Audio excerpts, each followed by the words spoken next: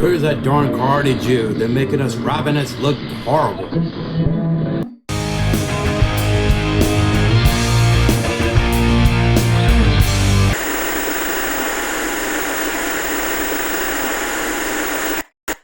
If you've enjoyed this program, please click like and subscribe. Welcome again to another exciting edition of Torah Watchman Show. LLC International, approved by the federal government of the United States of America and the state of Maryland as a genuine 501c3 non-for-profit company. Yes, you can send your tax deductible donations and charity to DACA, whatever you want to call it, from the goodness of your heart to Reb Yaara ben-Emmett and my bank of trust, because my bank of trust is in Shamayim, the throne of Elohim. Yes, it is. Reb Yaara ben-Emmett here. Thank you again so much.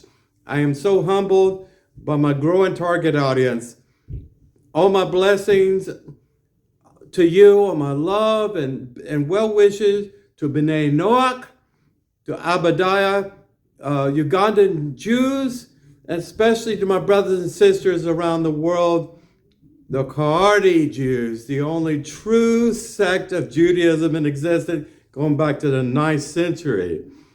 And I'll be willing to debate any rabbi today that Moshe was Torah-centered through and through, with no other thing given to him on Mount Sinai other than the 10 Commandments and the 5 books of the Torah. That's what we're studying this Parsha this week. Yes, we're studying Parsha Beshalach. Beshalach essentially means when he sent. Who's sending? Well, the Pharaoh told the Hebrews, get out of Goshen, get out of Egypt. I've had enough of you and I had enough of your God. Of course, the God of Moshe told him, it's time for you to pack your bags, that you now are free nation of people. Yes, even though they were Hebrews, by race, by ethnicity, the 12 tribes of Israel, there were about 600,000 young men at least of fighting age that could form a militia. That's another interesting statistic before I get started. It was a lot of people that were not even Hebrews that joined a tribal Israel when they left the open gates of Egypt and went across that long trek into the Arabias, essentially. You know, there were probably Phoenicians, there were probably Ethiopians, there were probably Egyptians there. Why? Because they were attracted to the one God monotheistic concept. Because they saw firsthand the entire Levant, the entire Middle East saw how the 10 major deities of Pharaoh who thought himself as a god too, a very narcissistic individual who ruled by authority alone, by his name and his father's name, but his gods could not help him, right? Let's get started. As a general overview, we're picking up where we left our last Parsha. And Beshalach, Pharaoh, we see Pharaoh with his 300 chariots, I believe, correct me if I'm wrong, 300 chariots, carrying, I'm not sure how many Egyptians there, and there were foot soldiers, definitely. The chariots were intended intended to do battle with battle-hardy horses. They had spears, they had swords, they had bows and arrows. They had every weapon and of weaponry of their arsenal, other than what the poor shepherders, the Israelites, the Hebrews had, with they only had the shepherd staff. And maybe some very crude, rudimentary weapons, maybe stabbing weapons. I'm not sure what they had. The Torah does not get into detail. I will not speculate. The point is, God would make this 12 tribes of Israel, the sons of Yaakov, the servant of Yaakov, which is known as Israel, who make this nomadic Hebrew people a great nation. And that's what we're talking about. So in the synopsis, as you know, and you've seen many movies about this, you've seen, read books and writings of Josephus and so on, the epic battle between Pharaoh, his armies, and the poor nomadic people that were just literally limping along with donkey carts and everything else. They lost the war, and it completely impacted their entire population for a generation. It really did. They had a population decline. This is how you know something epic happened to a nation, a culture of people, when you had a sudden drop in population growth, okay? So the Hebrews also, when they got on the other side of the Sea of Aqaba, essentially the Red Sea, and it's debatable what these names are, not germane, but they also complain incessantly to Moshe.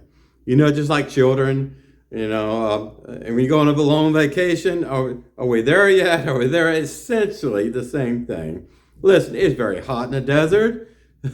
When I went to Prince Sultan Air Base, when I was in the Air National Guard on my deployments, it was 130 degrees Fahrenheit in the shade.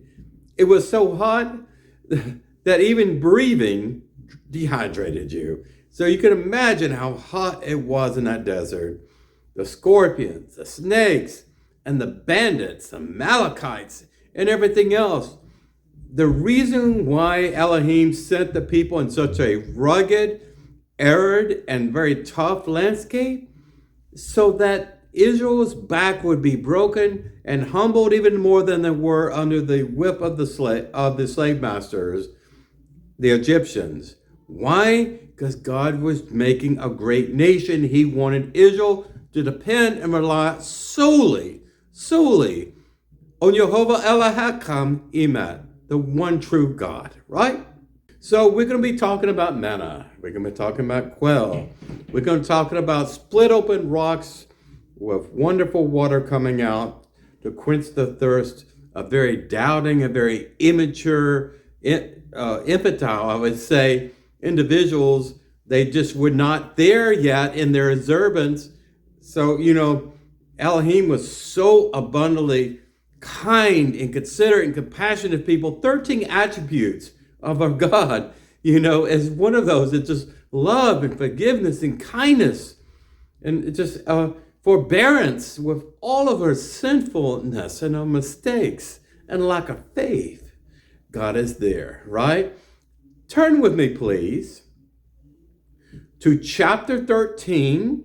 We're going to be reading from chapter 13 in this video, from verse 17 to chapter 17, verse 16, before we wrap it up, okay? Breaking it up in 7 aliyahs like I usually do. It's my tradition. I'm going to read for context, verse 17. I like to add a sidra in English, a portion there of it before I start paraphrasing, get into the synopsis. My resources, by the way, come from a variety of sources. My Chumash, they come from Chabad, they come My Jewish Learning, Sophia, and some of the others out there. I've researched these. I have books on this. I have Mishnah Torah. I have multiple sources I have studied throughout the years. Yes, I did this Torah Parsha this time last year. Verse 17, it begins, the first aliyah. It came to pass when Pharaoh let the people go, that Elohim did not lead them by the way of the land of the Philistines. Yes, the Philistines were in that coastal area where Gaza Strip is, incidentally, along the Mediterranean Sea. So that was a battle-hardy nation of warriors, and Elohim did not want to demoralize the Jewish people anymore. They already have been. So he led them a roundabout way, the long way, the scenic tour to the Promised Land. So the first Aliyah, after Pharaoh sent the Hebrews from his land, Jehovah did not allow them to take the most direct route.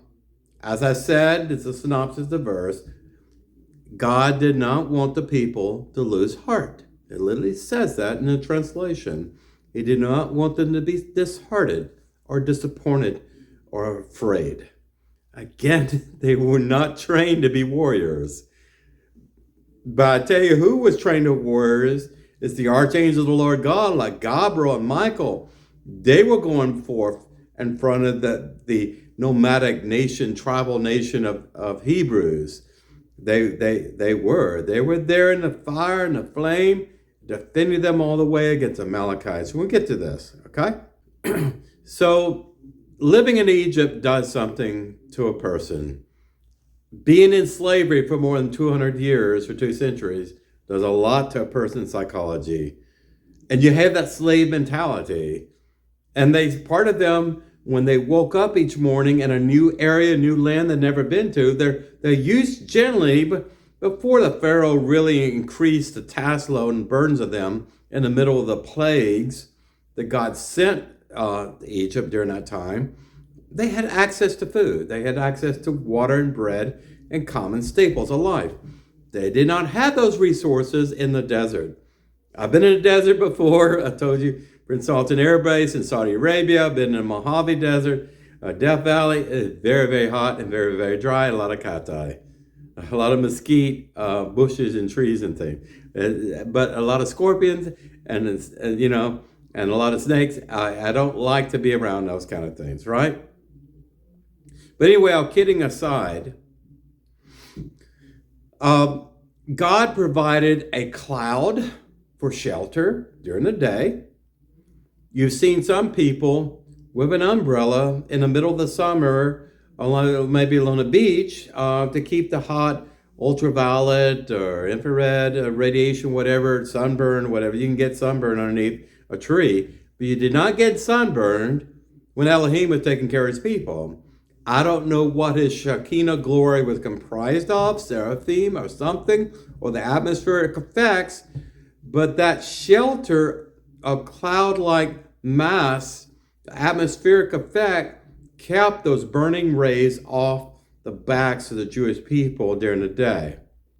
And at night, the temperature drops precipitously because of the low pressure and air density. Is not germane to get in all the scientific meteorological facts, but essentially it became very cold in the evenings. I would say in the 60s. Then you get up to 120 and more in the day. That big swing in between, and you're in a valley in a mountainous region around there, temperature invariance, all this stuff. But anyway, this cloud during the day, big beautiful white cloud, turned into a billowing flame. Yes, you heard me. And they could feel that heat from that cloud-like mass that was above them. So it gave them light at night, protected them from animals, protected them from bandits. It was a symbol, and like making David a shield of God that was around and protecting the people during the long, long journey out of Egypt, ultimately going to the Sea of Aqaba. Incidentally, the Exodus route has been open debate for a number of years, for decades, since I was a child. Writing in Josephus, other people have opinions of the route, but most people, they have archaeological evidence now, and they know precisely, almost precisely, the exact route around the Sinai Peninsula and crossing a small section of water, relatively small, where it narrows in the Sea of Aqaba. I have a map here to show you the map, what it looks like. This is where the sea was actually split. So the Jews took a long way around, actually a King's Highway is known as that, because Pharaoh and his armies in the past, not the current Pharaoh, but other pharaohs in the past, went through conquest battles of the Canaanites, Amalekites, Hittites, whatever you want to call them. So there were actually bases of Pharaoh, of the Egyptians throughout that area. And also Elohim was careful not to take the Hebrews, young Israelite nation, too close to these warring parties. Okay? This makes sense, right? Incidentally, based on a recent discovery made, although there's been a lot of controversial evidence and infighting and debating about the issues, the name Red Sea does not occur anywhere in any English translation per se in the Jewish Bible. It is a direct translation from the Greek Ephra Thalassa, which is what the modern Red Sea has been called in Greek, and emphasize Greek, the pagan language of Greek. In the Hebrew Bible, the body of water that was split is known in Hebrew as Yam Suf, literally the Sea of Reeds. The word for red does not appear in the name. This is also the modern Hebrew name for the modern Red Sea, known today, although Ha-Yam, Ha-Edom, literally Red Sea, is sometimes used as well.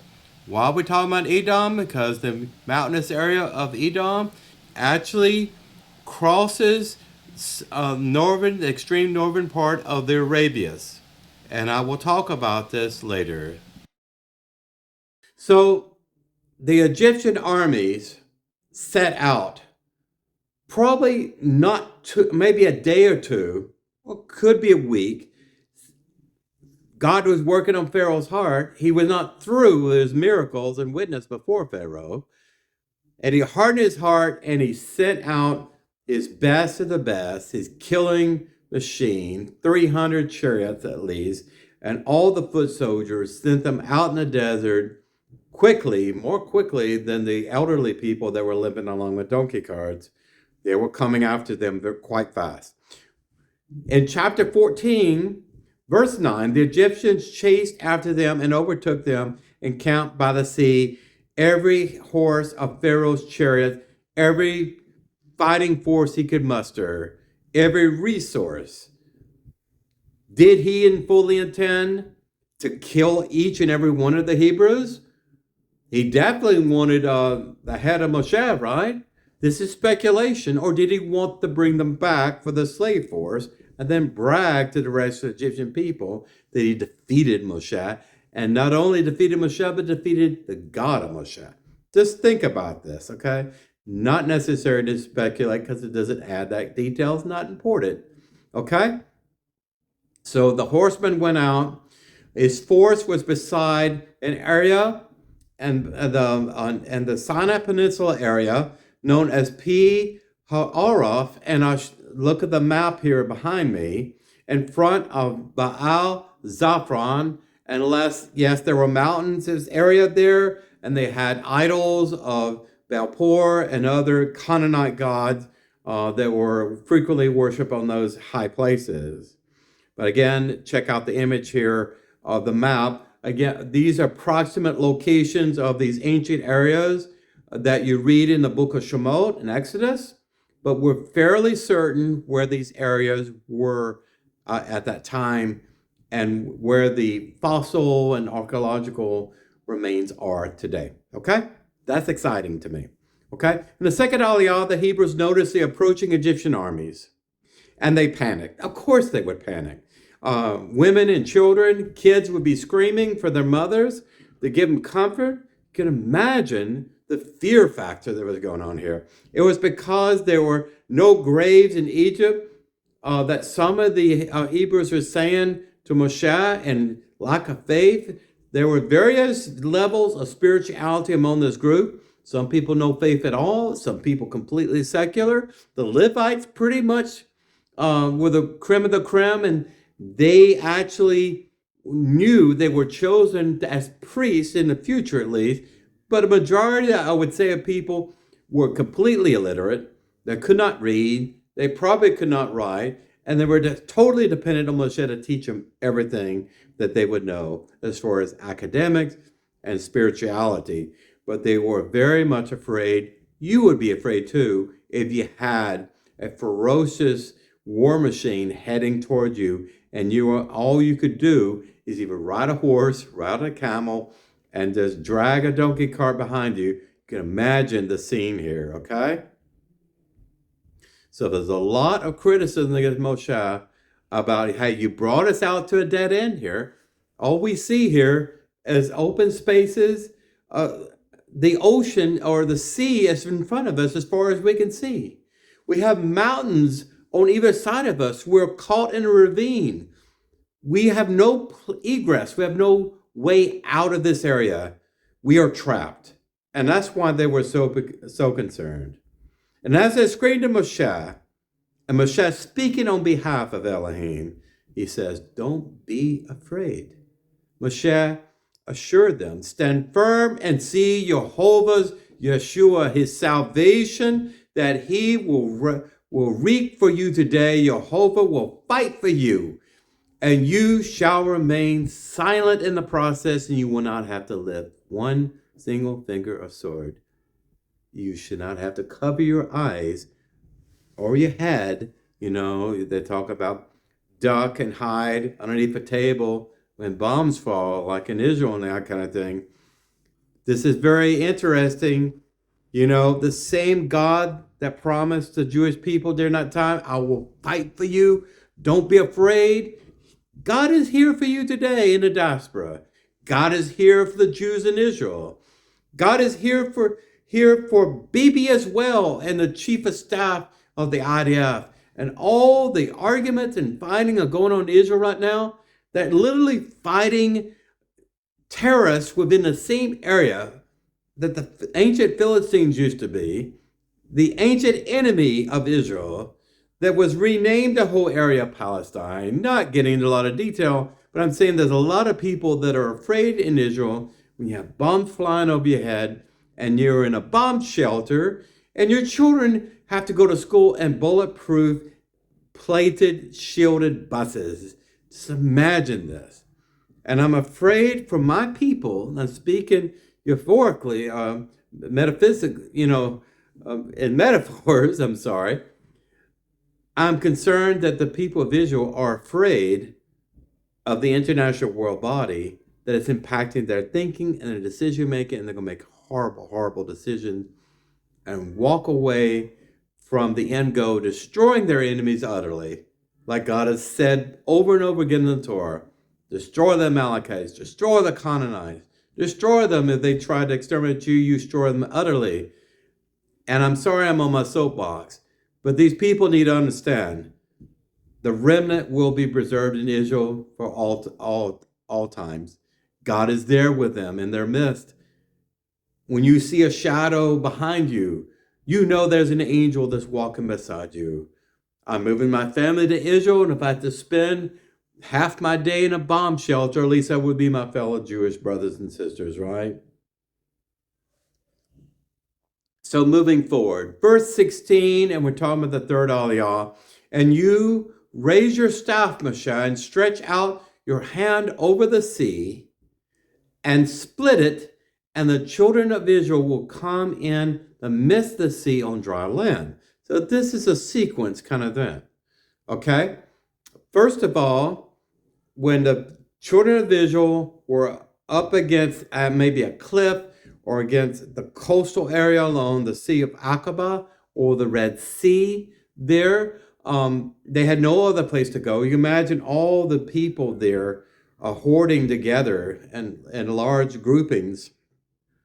Moshe, you've seen in movies, raising his staff out to the sea. And a very strong wind came. And then the sea was split into from end to end. And some people say the waves rose up maybe 300 feet on each side. You could probably see fish on either side of the water. the thing is that the wind was caused to blow all night long to dry the sand that was covered by tons and tons and tons of water. So at the beginning of the morning, this is the time that God would direct Moshe and the Hebrews to leave and go across the Red Sea to safety on the other end. Okay? So the Egyptians were coming behind them. They could see the smoke on the horizon of galloping horses, sand, and everything else. And you could hear the horses neigh. You could hear the Egyptians yell in the battle cry, maybe blowing trumpets or whatever. I don't know. Just use your imagination. They were coming. They were angry, and Pharaoh wanted the head of Moshe, I assure you. Okay. So the sea was split. The Jewish people were committed to begin crossing. And this is a very slow process because you understand not everyone was young among the Hebrews that were in this group that was that had left Egypt. There were a lot of the elderly people. There were people with disabilities. So they had to go probably the fastest speed of the slowest person, or they probably had to carry people. Just use your imagination, okay? So meanwhile, the pillar of cloud that normally protected the Jewish people during the day and at night, it moved to be a shield, like a force shield or whatever, between the Hebrews and the Egyptians, to give them time to cross, to hold back the troops. And again, many scientists and archaeologists and even rabbis have been speculating they were probably in a valley between two large mountains, okay, on either side. They could not get out of that area. They had to cross the sea, and that would be a miracle. And God works in the realm of miracles, especially when we doubt. So this pillar of cloud blocked the Egyptians, at least temporarily, from pursuing any further the Hebrew people until they had time to cross that very wide and deep sea, by the way. The Sea of Aqaba, the Red Sea in that area, is some of the deepest areas around. It really is, and coral reefs and sharks there and everything else. But you just imagine what was happening. Quite epic.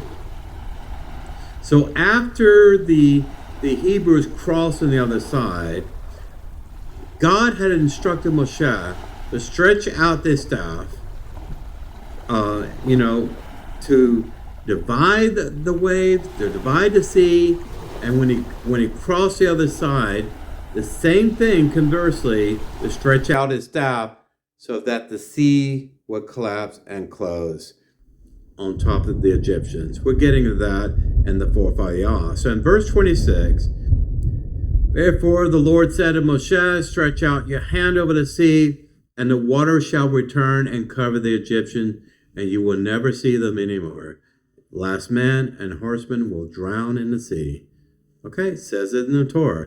The fourth aliyah, Moshe did exactly what God had instructed. And suddenly, whatever force, invisible force, was holding back tons and tons of water was removed. Maybe there were legions of angels holding. Who knows? And then the water came back. You've seen tsunamis. You've seen things of this nature. You walk out after a large earthquake, undersea earthquake. The water goes way out. But suddenly a huge wave comes in and it can kill a lot of people, like in Indonesia. This is what I was thinking about. If you had a tsunami there or an earthquake, you would have the water move away from your path, and you would have a low path to be able to walk between the water. Okay? Now Moshe successfully led the Hebrews out of harm's way, saw the ocean of water collapse upon the Egyptians, saw them drown in the sea, probably saw remains of the shields and bucklers and chariot wheels, whatever, was washed along the coast, maybe bodies, who knows? But there was a great song and jubilation. And I want to get into this because Rashi has some strange opinions about what happened here. And I'm going to tell you what the Torah says. So the praising of Jehovah for the wondrous miracle that had just transpired. Who was the conductor? Who was the lead vocalist? Was it Moshe? Was it some baritone Levi or a cantor? No, it was a woman. It was the elder sister of Moshe, Miriam. And she was not humming. Rashi said she was humming. Other sages later on said, no, Rashi, she was singing. The reason why women were allowed to sing around men, and that's a big no-no and taboo in Orthodoxy, by the way, and rabbinics don't like groups of women or even a woman sing a solo. Miriam started singing. Where did the song come from? I believe Miriam had a kiss of angels that gave her this song, inspired her. And the way the Torah describes this event, this miraculous song, is that when Miriam started singing, the women started singing, and they had tambourines or musical instruments or noisemakers or whatever. And then the men started singing along with the women. And of course, sages have concluded in the Talmud, I say this because it's in jazz. They said, well, these women were more righteous than the women today. So women in Orthodoxy are not allowed to sing around men. It's seductive, I guess. So they put essentially a burqa on them and a wig on their head. They cover them up. They keep them silent. They put them up on balconies in synagogue behind sectional divisions. That's the way we treat women. If it wasn't for a woman, I would not be here today. We need to humble ourselves before our righteous women are eshakal, right? Then they arrived at a place called Marah. There was water, but it was bitter. And I don't know if you know anything about the Gihon Spring in Israel. It's the largest mikvah in the world, for Jews at least. It's a natural water siphon like Old Faithful, in the United States, and Yellowstone National Park, but it's not a hot steam siphon. But anyway, the water comes out of the ground, but it's not very drinkable. You have to treat it and everything else. They said in the days of Mashiach that the Gihon would be transformed to sweet water. But this is exactly what Elohim did in this portion here. I'm sorry, moving forward in chapter 15. We're at chapter 15, verse 27. So what we have here, the Hebrews had traveled that long trek across the desert. They reached the Red Sea, where they successfully found egress or an escape route across that sea because Moshe had divided the sea in two parts. The waves came back and destroyed the Egyptian armies utterly. We don't know what happened to Pharaoh, okay? We presume that maybe a king would not sacrifice his life. You would think he would be on the other side watching what's happening. Anyway, not important. But now, after the scening and jubilation, reality set in, okay? So in chapter 15, they came to a place called Elim. And there were 12 water fountains and 70 palms, and they encamped there by the water. But behind me is a map of this area, at least what we think where the location was at the time. Why would they 12 water fountains and 70 palms? Well, think about the significance of those numbers. It is not explained in the Torah.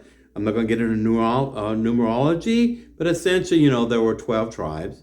And eventually there were 70 judges of Israel, so maybe the number is significant. The thing is that after that stressful and fearful battle with the Egyptians and the sudden miraculous escape, from all that danger, what Elohim gave them is like an oasis, a paradise with all the water you could have, maybe all the dates and fruit, coconut milk, or whatever you can imagine. It was there. It was there in that special place, okay? Who knows?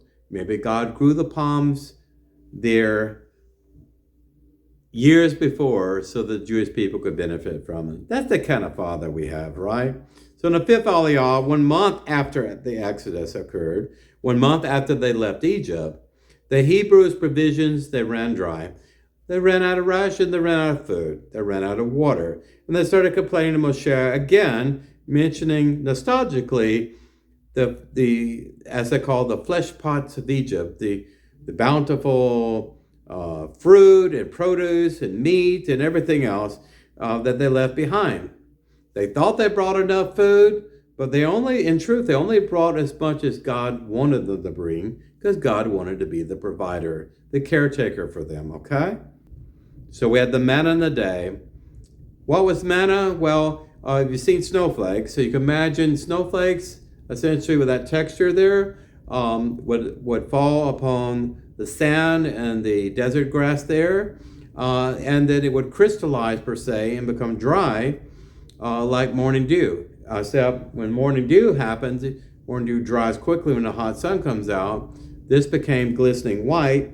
It's a substance they literally raked up with their hands into bowls per se, and they could make bread. It probably was a multivitamin, I don't know. They could make challah, they could make all kinds of bread products. It probably had different tastes and flavors depending on how they mixed it with other things that they could find in the desert, okay?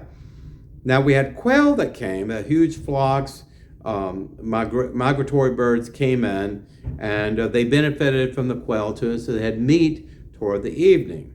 Now there's a lot of people here, thousands and thousands of people here, hundreds of thousands of people, and a lot of atheists say this couldn't have happened because these people Moses did not have enough food to feed them. That's correct. God fed them, and God took care of them miraculously, building up their faith every step of the way. So miraculously, no matter how much manna was one pig, he arrived home with precisely 1 omer per head. So it's very important here, they were not allowed to hoard anything. They were not allowed to hoard manna for bread products, chametz, and they were not allowed to hoard the quail for meat. They were to be exclusively dependent on Elohim for providing nourishment and food for them each day. So, you know how it is, and in the Great Depression, people had food closets and all this, and if they kept manna overnight, it would just be moldy and full of worms. That's what the Torah said. But some people disregarded instruction, and they saw that if they accumulated more than 2 omers, and that's just a measurement of wheat or barley or bread products, this is a weight of something, that it rotted. So Moshe explained the second portion was to be prepared and set aside for Shabbat. So it's very interesting. They were allowed to collect 1 omer per day, and on Friday, during Shabbat, they were allowed to collect an extra helping, because that was beginning to be ingrained in their psyche, that you would have a day of rest, and they needed to rest from all the foot travel anyway. So they would have extra omer, because omer would not fall, and the quail would not come on Shabbat, okay? According to that. And this was Moshe's directive to follow precisely the commandments that God handed out to Moshe, the chief lawgiver. Now, Jehovah was angered by disobedience, because people were going out picking manna in Shabbat. You know, they were looking for manna. They went out in the field doing work, allowed to do that. Okay? So eventually, Moshe takes a jar of manna, and eventually it would be put in a tabernacle that didn't exist yet, and he would collect that manna as a symbol of God's faithfulness. But Jehovah responded that he would rain down bread from the sky in the mornings, and meat were provided every night. So where we're going here is that this is the introduction of manna, okay? While the Hebrews, the Jewish people, were in the desert up to 40 years, as long as they were in the desert, not in the promised land, God provided manna, and he provided quail, bird-like creature there for meat and sustenance later on. Okay, in chapter 16, verse 12, This is Elohim speaking, God. I have heard the complaints of the children of Israel. Speak to them, saying, in the afternoon you shall eat meat, finally, and in the morning you shall be sated with bread, and you shall know that I am Yehovah Elokam Emet. It literally says, you will know that I am your God, and your God is true. Isn't that beautiful? Now, it's hard to preach to someone or teach someone if your belly is empty. That's very important when I give funds and money to Western Union to Uganda. Did I say I'm a tax-exempt organization company? There's so many people there that only have one meal a day. And before they can hear anything about the Torah that expounds to them, and they're very literate in English language in Uganda, believe it or not, they are. They're very thankful for the food. And I never take credit for it either. I said, God has provided the funds for me as manna and as quail to you to be a blessing to you, so you would not be afraid and you would always turn to God in prayer and expect your prayers to be answered. I just thought that was beautiful. So the Hebrews traveled on through the desert. They're journeying 3 days, it says, without encountering any water sources. It's the arid desert. It's a very rugged, mountainous area, very dry. By striking the rock, and actually there's a picture of a split rock in that area of the world, in the Arabias. And some people believe that's the same rock. Who knows that? I wanted to cover that before I move forward.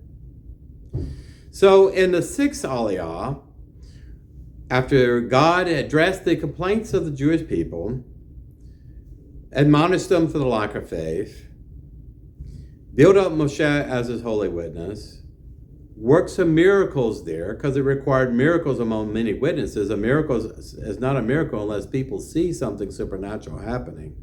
The sixth Aliyah, the meat in the form of quails, appeared in the evening, just as Elohim said.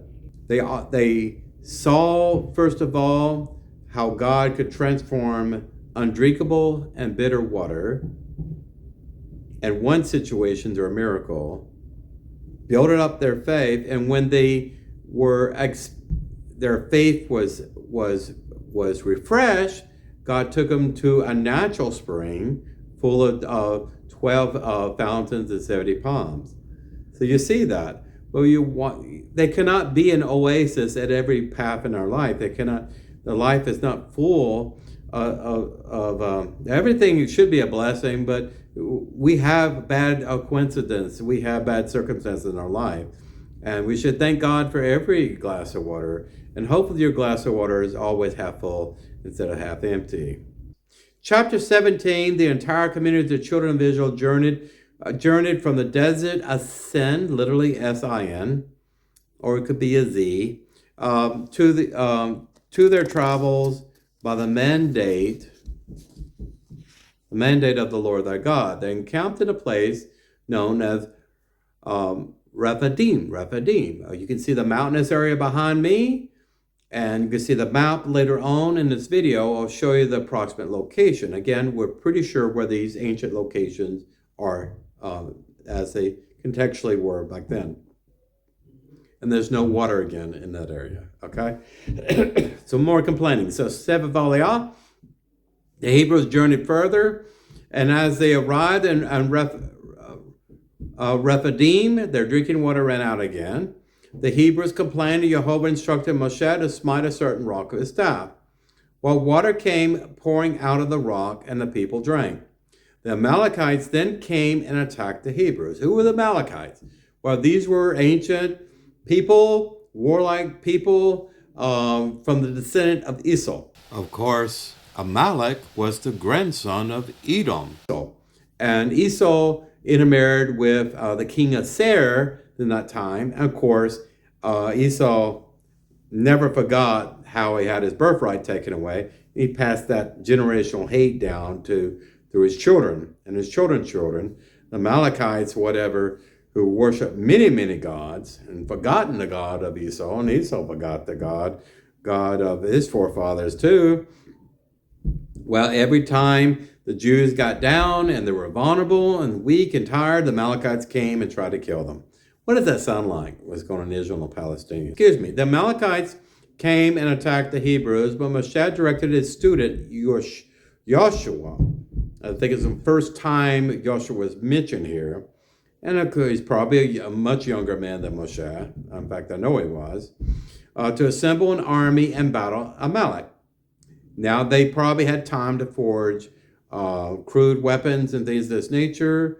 They could probably, this is in, I think, a Bronze Age, maybe the first Iron Age per se, and not bronze, but Iron Age. They found actually iron ore and other things that could melt down and use that to make molds and everything for stabbing weapons and short swords and things of this nature. Okay, then maybe they found the weapons discarded someplace else. Who knows?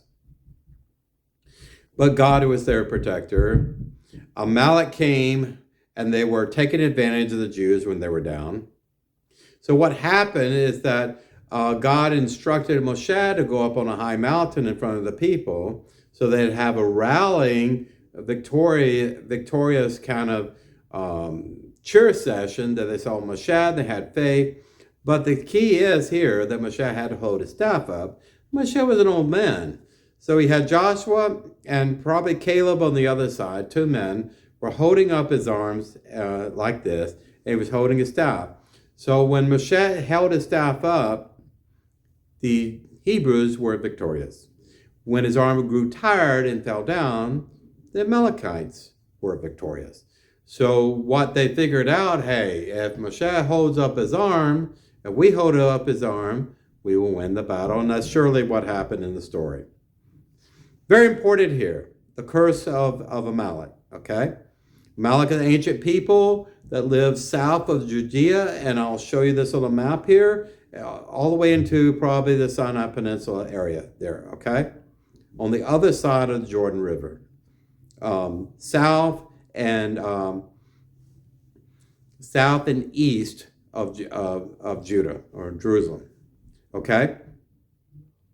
God says very clearly, I want you to erase from your very memory the people of Amalek. They are a cursed people. This is a nexus of cursing, as far as hate and anger and sinfulness and disobedience. God allowed these people to repent for a time, and now it's time to judge them. So God, every chance that the Jews had, they would pursue the Amalekites and utterly eradicate them. I heard Benjamin Netanyahu compare this portion here in the Torah when he was talking maybe to news outlets and everything else compared to Palestinians and Amalekites. He said, God is on our side here. And just like the Amalek, we will exterminate Hamas. Well, he's speaking very clearly. That's what the Torah says about this, okay? We hear about the Amaleks in the book of Samuel. We hear about Haman, and Purim and everything else, that he was descended ancient Amalek, who knows? Sometimes they say Hitler, was part of Amalek. It's a symbol of anti-Semitism and hatred against the Jewish people. Essentially is what it is. Okay, finishes up the seventh folly. I'm going to cover something briefly in the Haftarah. In the Haftarah and Judges 5, you'll read about a wonderful judge and prophet who was a woman. Her name is none other than Deborah. Okay? I'm going to read verse 5 here for chapter 5. The mountains melted at the presence of the Lord. This was at Mount Sinai that they were talking about. And this was a song after the great battle that the Deborah led, a very spineless, wimpy Jewish warrior essentially of northern Israel, I think, in that area, because that was before they had a king there. They had a series of judges there. And so she won the victory. And they were also, I believe, fighting Amalekites, fighting them. And what's interesting, she said, just as God is in the mountain of Sinai, the presence of Ha-Yehovah Elohim Israel will always be with the Jewish people. Why did I choose this one verse? Because there's so much disregard for Mount Sinai, the place where God chose to have the burning bush event for Moshe to see and come up the mountain, receive the prophecy, the miracles and everything else, the message about setting the Jewish people free from bitter Egyptian bondage. The same mountain chain, the highest mountain there where God had the 10 Commandments and he rested his throne upon that area. We'll get to this soon. That mountain is not the first thought and most rabbinites' mind. It is in my mind. And but according to the same rabbis, this is the place where all Hebrews got their nefesh, Yehudi. This is where they had their souls given to them. This is where the Hebrew nomadic B'nai Noach, essentially Nohites, became a nation of Israel, Yehudim, after they received the law of the Torah upon Mount Sinai. I hope that meant something to you. I hope this parsha meant something to you. That I still believe in miracles today. It's hard to see miracles in a very evil world like this. But you know, if you look for a blessing, you usually find it. Okay? Remember, Moshe had to look up to see the burning bush. You have to look up to see a beautiful phase of the moon and know what time it is of the month. You know, we're in the month of Shabbat now, and you can see the various waning of the moon and phases of the moon, transition and everything else. You actually can count what time of the month it is by watching the moon. Okay, you really can. What I'm saying is, don't look at your feet all the time. Don't look at yourself all the time. Look up and see the glorious beauty of the universe at night. Abraham, you looked at the universe, looked at the stars and everything else, and God said, as numerous as the stars in heaven, so shall be your people, your ancestors, your progeny. So I'm just want to add that there, that God will work a miracle in your life. God will answer your prayer. Maybe not the prayer that you think he would or should answer, but he answered the right prayers for you in the right season, right time. I essentially told that to a friend that recently lost his mother at 99 years of blessed age. You know, it's very difficult in the world that we live. And I'm very thankful that I don't have to spend my weekends in a bomb shelter, but that's not so fortunate for my brothers and sisters in Israel. Please pray for the peace of Jerusalem. Well, Rabbi R. Ben-Emmett signing out. Please share the knowledge of wealth and love and truth. Everyone willing to hear it. You be that truth. You be that consistent witness. They'll come running to you. They really will. Thank you for listening to me.